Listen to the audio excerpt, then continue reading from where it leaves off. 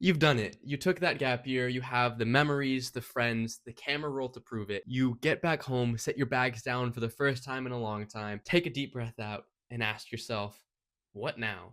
What does life actually look like after your gap year? My gap year has ended over a year ago, and I remember my first night back.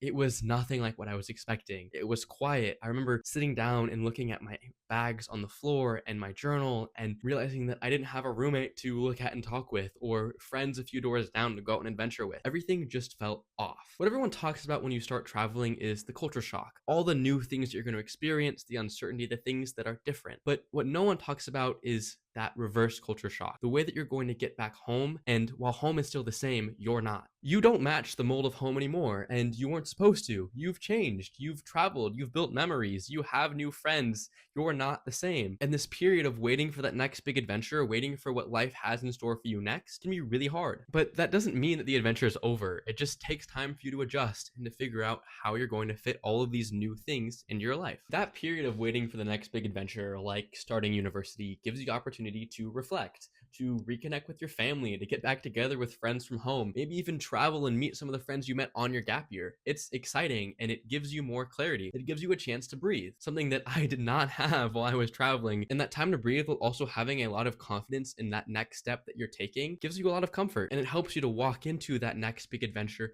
excited, prepared, and ready. You're more mature and more independent. And for me, I knew that when I was stepping on that plane to Ireland to start university, it wasn't something that scared me. It was something that I was ready for, and also something that I was used to. If you compared 18-year-old Maddox to 19-year-old Maddox, 18-year-old Maddox didn't know what he wanted to do. He didn't know where he wanted to go to school. He didn't know what many of his passions were. He certainly would not have been ready to board a plane to Ireland and go to university there. And after taking my gap year, I stepped on that plane and I was ready. I had been given the time to discover my passions, to figure myself out, to gain a sense of direction and build some confidence, and now I was ready to show it all off. And I've walked into university a whole lot more motivated because I've had the chance to develop some passions. Traveling gave me the chance to develop my passion for photography and storytelling, and it's played a huge role in what I'm pursuing professionally. I'm taking classes in marketing and brand management and participating in clubs and societies that align with my interests and submitting my work to competitions that I'm passionate about. This confidence and motivation would not have been possible without my gap year. When university started, I was afraid that the adventures would stop, that life would get too serious, but I've since learned that that isn't the case. I've now had my fair share of new side quests, and I've been taking on the main one with a whole lot more confidence. Life for me now is university. It's classes and deadlines. It is difficult, but on top of that, it is a lot of fun. I'm on the volleyball team. I'm practicing with them, traveling with them. I'm going to game nights and having family dinners with my roommates. I'm traveling on the weekends. Last semester, I hit 4 new countries in 4 months. I'm applying the passions and lifestyle that I lived on my gap year to now, and I love it. The biggest thing that you'll take away from your gap year is